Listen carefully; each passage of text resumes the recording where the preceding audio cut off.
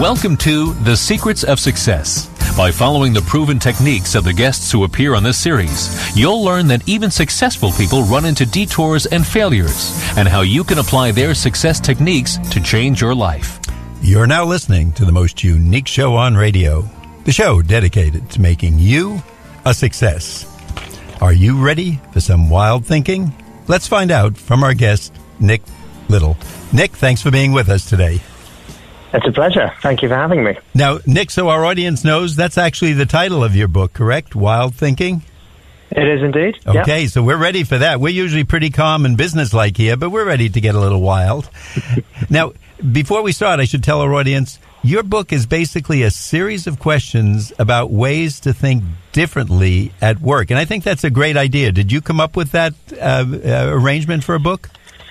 Well, you know, they say there's no such thing as true originality. So we had a relationship, or have a relationship, with a wonderful group of people called the School of Life. Now, they're a fairly odd bunch. They're based in London, which is also where we are based.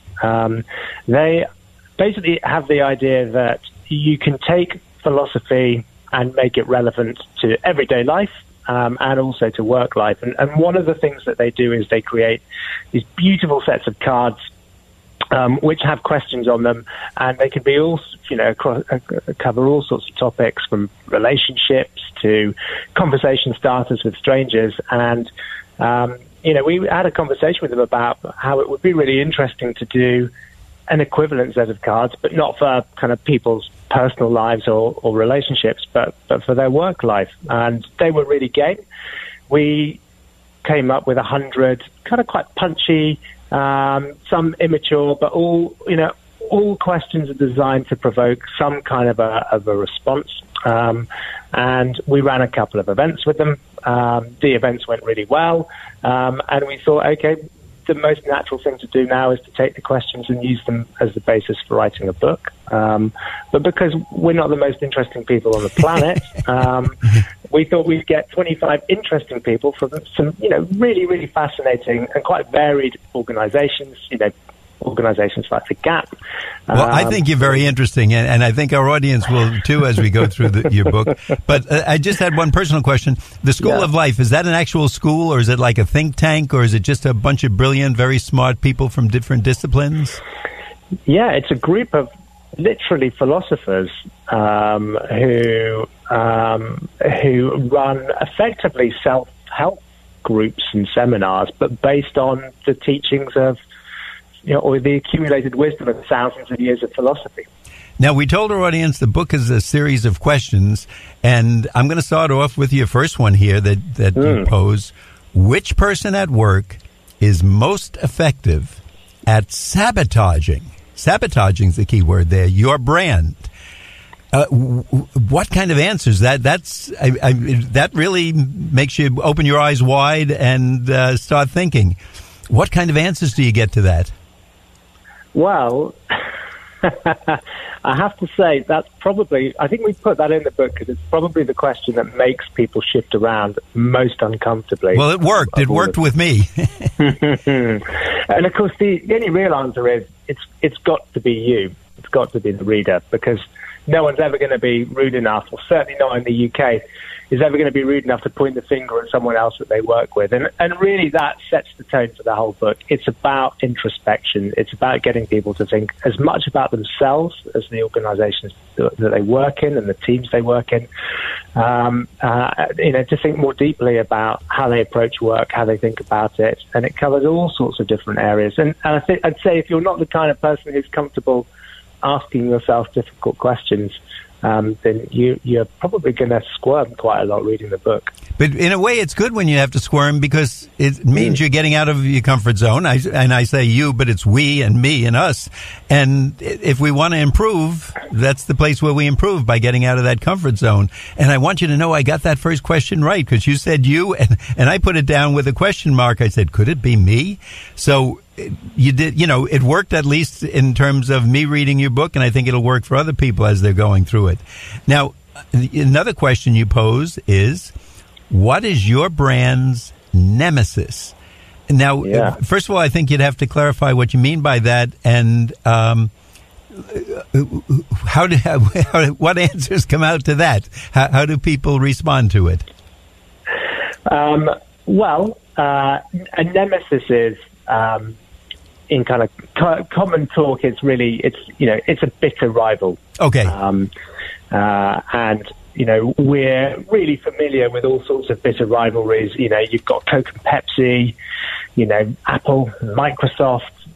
We really love that kind of narrative. And actually in the book we talk to John Allett, who's global CMO at McLaren, who are probably most famous for running a Formula One team, for anyone who follows motorsport. And of course their big rival is Ferrari. So when we spoke to John, we were expecting to have a conversation all about Ferrari and the ways that, McLaren war games or thinks of ways to beat Ferrari on the track. And actually, we got a really surprising response from him, one that we weren't expecting. He actually talked about mediocrity being the true enemy of an organization like McLaren, the thing that really poses an existential threat to them, and what they spend all day, every day fighting against. And that's the wonderful thing about, you take some questions, you put them in front of some interesting people, and they take you to places where you wouldn't have gone to on your own. That's what I found in reading this. First of all, I had to think about your question, which is good. If we stop and think, a lot of time we just don't do that today. We go on a green light and we stop at the red light and we stop at the stop sign. We do things automatically. And I really had to think about a lot of your questions, and I love it. To me, that's the way we all learn and how we get the most out of ourselves. So I appreciated this, and your book worked with me. Let me put it that way.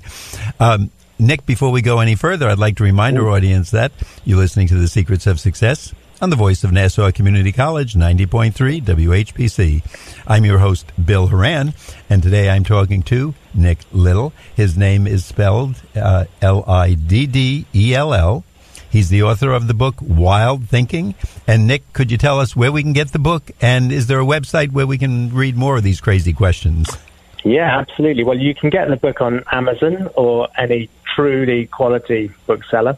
And if you want to check it out on the internet, the Amazon site's great. It's got some reviews on it, and they're pretty glowing. And our own website is The Clearing, TheClearing.co.uk. And we will give that information, or we'll ask you to give it later on in the show, so if someone didn't get it. But if you're doing a little drill with your company, or if you're working on a project, there's some great questions. And to wake people up in here and get them talking about it during the day. Why did the boss ask this? Who is our competition? Who's our nemesis? Who's our worst? Who's the best at sabotaging our brand? It really gets you thinking. And if you have to squirm around a little bit, that's good, because that's how we all improve. You mentioned that every hero needs a villain. Well, yeah, okay, they go together. What has that got to do with business, and how does that help us? That comes back a lot to the conversation around McLaren. And they very much paint themselves as the Darth Vader to Ferrari's Luke Skywalker. And they're extremely comfortable with that. I think there are other bits in the book where we explore the idea that actually sometimes competition can get a little bit too vile, and actually, the old adage that only the paranoid survive can ultimately be pretty unhelpful, in terms of an organization, and it's really difficult, particularly for those businesses that are constantly looking sideways at the competition. It can be a tremendous distraction when actually the people that you should be focusing on are the colleagues that you work with, whose goodwill you rely on to deliver a really great experience, and of course your customers who ultimately pay the bills. But I think you also mentioned that when you know your villain, that can also be a motivational tool for managers, and it makes the business, I guess, kind of sit back up, and you stiffen your back a little bit, and it's not just same old, same old. It's like playing a football game or active sport. You want to beat that opponent. Is that kind of the root of everything? Yeah, absolutely. Although the villain is not always the opponent, So in McLaren's case, the opponent is Ferrari, but the real villain is mediocrity. And, you know, a lot of organizations that fail don't fail because they came up against a truly amazing rival. You know, the real villain often is yourself, which I suppose goes back to that first question that we discussed, you know, or what is best at undermining your brand or your business, and sometimes that's you. So it's very much about keeping people alive to the idea that villain is not always an enemy from outside. Sometimes there's an enemy within. Now, I think it's under the McLaren where you talk about, because they're almost obsessive about quality, etc., there's something called the philosophy of marginal gains. What is that? Yeah. That is a concept that I think was really taken on and popularized by elite sports teams. We've seen it as well in fields like cycling. That idea that you get to such a level of performance that the only way that you really are ever going to make headway is through increments, is through tiny marginal gains. So, you know, if you're riding a bicycle as a pro, you know, it's about reducing, you know, the amount of drag on the bike, and there are tiny things that you can do. You know, a sport like F1, you know, because all of those machines are so finely tuned, you know, you see it in terms of, small adjustments that they make ultimately make a tremendous amount of difference to how people perform. And that really is that idea about marginal gains. Just, you know, there's so much talk about disruptive innovation. Everyone's kind of talking about this really big transformational change. But actually, you know, there are organizations out there that are extremely innovative, but they innovate in increments because those increments can sometimes have disproportionately large impacts on how they actually perform. Nick, I like that term, marginal gains, because I think it makes us think about things a little bit more and realize if a major car company in the world is willing to spend money and a lot of it just for very small, gains in the whole picture of things. What should we be doing in a small dental office, an accounting firm, a law office, a doctor's office, a local hospital, a school? How could we start that off? And even if it's something small, it's a marginal gain. But if we can do it 1% a day, after 4 months, we've increased our abilities by 100%. And in fact, either doubled our output if it's a business or doubled our quality if it's a school or a hospital or something. So I think that marginal gains, if people just, at least the term, I like it because it gives us something to quantify and look at and say, you know, how can we do this? We're going to jump from marginal gains to, you want to wake us up right at 4 a.m. What's the story about that? You have a chapter that says, what wakes your brand up at 4 a.m.? You've got to tell me more because that alone's got me asking questions. Yeah, you know, that again is about, you know, it's about paranoia in the workplace. You know, we start with that idea. There's that old adage that only the paranoid survive. But actually, you know, the organizations that we work with who are truly great tend not to be paranoid. You know, paranoia can be really crippling. You know, again, a lot of organizations overestimate the threat that comes from outside their businesses and underestimate the threat that comes from within their businesses. And so we spoke in that chapter to a gentleman called David Benson, who works at actually an American business called Google, that you may have heard of, about how they foster an environment and a culture where instead of being paranoid, people actually feel free to take risks, and have an ability to experiment in a safe way that doesn't lead to blame, that doesn't lead to people suffering when things fail. Where failure is not embraced or loved, but at least it's accepted as an inevitable part of growth. You know, Nick, as you said something, I wrote it in my notes, and I don't know if our audience caught it, so I just want to repeat it. I think you said that we overestimate the threats from outside of our business, and we underestimate the threats inside of our business. Did I take that down correctly? Yeah, absolutely. Yeah, that's That's a very frequent thing, And I think that's something we always look for a takeaway from every show.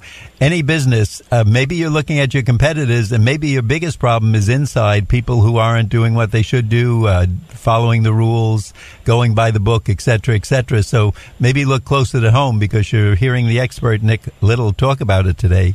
And that may be all it takes. You don't have to go out and get a consultant or start a whole new project. Nick, at this point in the show, it's time for us to take a break, and I'd like our audience to know that I'm Bill Horan. I'm here with our guest today, Nick Liddell, the author of Wild Thinking. You're listening to The Secrets of Success on the voice of Nassau Community College, 90.3 WHPC, and we'll be back right after this break. Adopt US Kids presents What to Expect When You're Expecting a Teenager. Learning the lingo. Today I'm going to help parents translate teen slang. Now, when a teen says something is on fleek, it's exactly like saying, that's rad. It simply means that something is awesome or cool. Another one is totes. It's exactly like saying, totally, just shorter. As in, I totes love going to the mall with Becca. Another word you might hear is jelly. Jelly is a shorter, better way to say jealous. As in, Chloe, I am like so jelly of your unicorn phone case. You don't have to speak teen to be a perfect parent. Thousands of teens in foster care will think you're, rad, just the same. To learn more, visit adoptuskids.org. A public service announcement brought to you by the U.S. Department of Health and Human Services, Adopt U.S. Kids, and the Ad Council.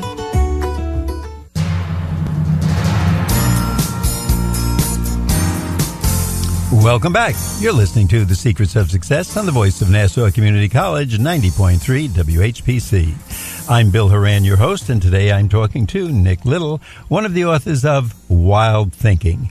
Nick, I think in your book you mentioned that one of the things we're supposed to do is skate to where the puck is.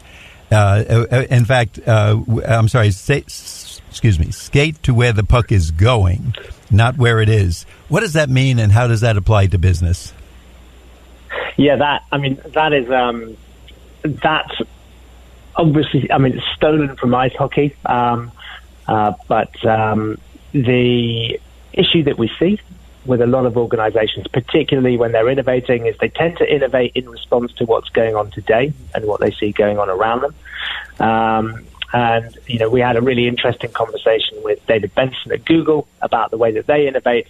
And a large part of his job is not thinking about where things are today, but where are they going in the future, and making sure that all of the innovation that they do, and particularly the innovation that they work on with, with their partners, isn't so much a response to what's happening today, but is an anticipation of what they think is going to happen in the future. So where the puck is going rather than where the puck is now. So I guess a lot of us, we just fall into that comfort zone again of, well, we did it this way yesterday, we can do it this way today. And, we rely on that saying, if it's not broke, don't fix it.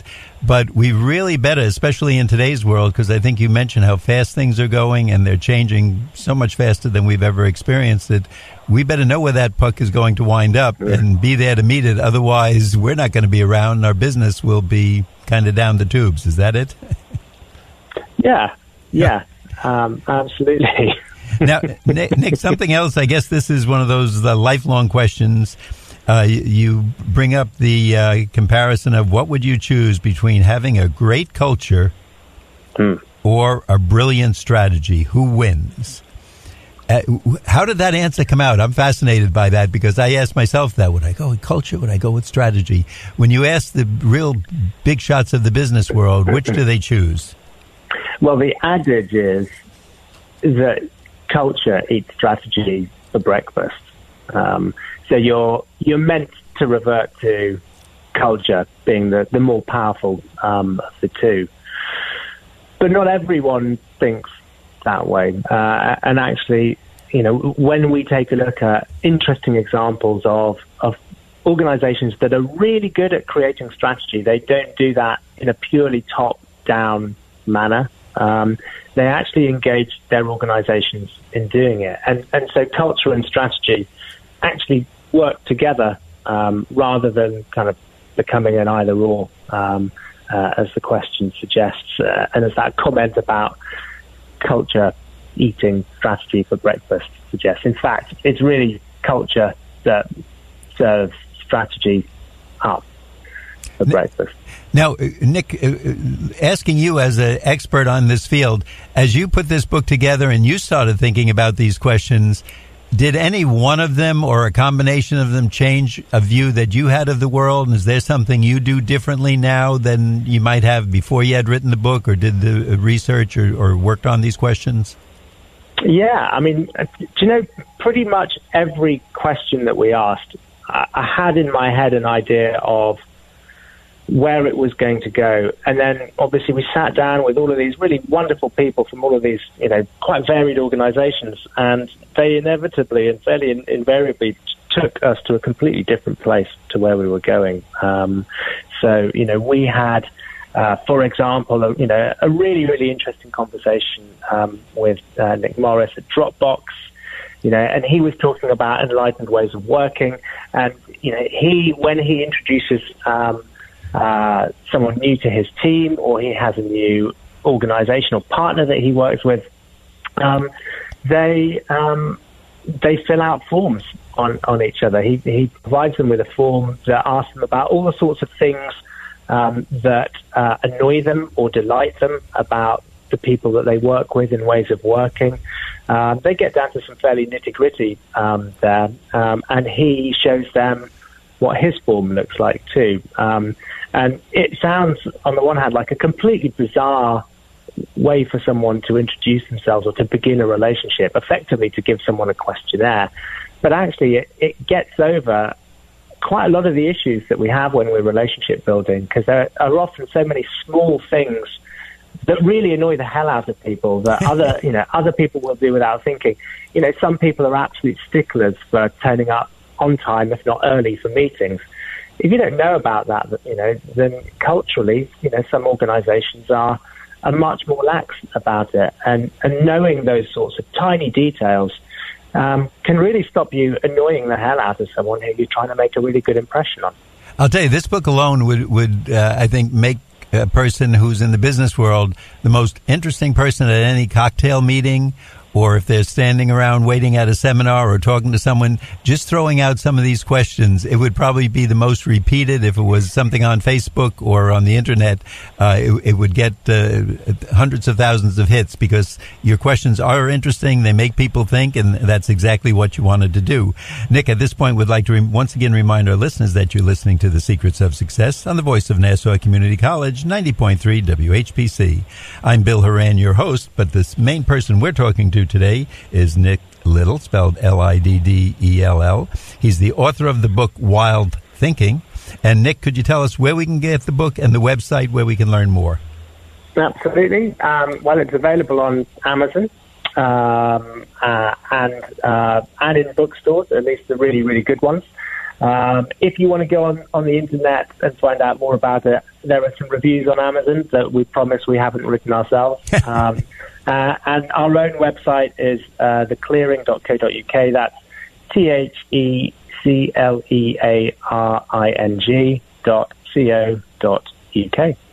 Nick, one of my favorite questions that you have in your book is, what is the most offensive word in the world in relation to your brand? You must get some very interesting responses to that. Can you tell us about that? Yeah, we do. And you know what? The funny thing is, the really boring response is a negative word, because, you know, it's so easy. What really interests us is when someone picks a really positive word. And I'll give you the example from the book, because we spoke to Tom Kerridge, and he's a Michelin-starred chef, famous, at least in the UK, because his first Michelin star was for a pub. And honestly, you don't get pubs with Michelin stars. So he's already interesting from that point of view. And if you took 100 chefs and you asked them, you know, about, you know, great words that they would love to be described as, you know, they would give you things like, you know, that they're creative, that they're imaginative.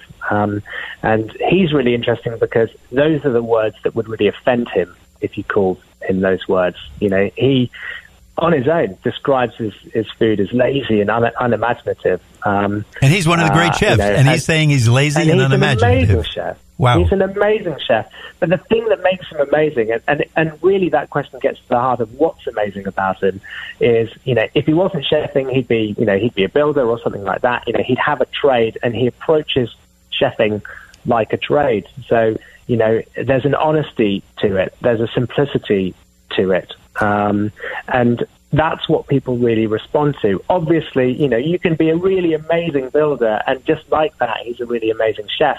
But not because he's ultra creative, because he adds lots of flair, but it's because he adds a real honest, or brings a real honest simplicity to his work. And that's what people really respond to, and that's why he's quite so celebrated. And now, Nick, I'm going to tell you what I think is one of my favorite questions, and I'm going to let our audience know that I think this would stimulate any conversation and get some very, very interesting answers, even if it's just around a home party or something. What could you eliminate and no one would miss in your organization? That I was almost afraid. My first answer was me, M-E, meaning myself. Does anybody else answer that way, or are they afraid? No one answers that way, but I'm pretty sure every single person we've asked, that's where they go to first. I thought maybe it was just my own, maybe I'm paranoid or whatever, but I thought about it. I said, gee, if someone said me, maybe if they, they could eliminate me very easily and they wouldn't need me, and it would be kind of a disaster. But I'm sure that's an interesting one. I'm sure if any of us sit around the cocktail table or just with some friends and pop that out, what could they eliminate at work? And it might also stimulate some new improvements in anybody's business, whether it's the local gas station or a restaurant or whatever. Nick, we want to thank you. This has been a very interesting show. We want to remind our audience that if they'd like to hear a podcast of the show, they can go to nccradio.org. But if you want to find out more about Nick's book, Wild Thinking, and our guest, Nick Liddell, Liddell. Nick, what is the website they can go to? They can go to theclearing.co.uk. So that's theclearing.co.uk. Again, we want to thank you for being with us today and let our audience know that you've been listening to The Secrets of Success on the voice of Nassau Community College, 90.3 WHPC. I'm your host, Bill Horan, asking you to please join us again next week at the same time when we will continue our journey to success.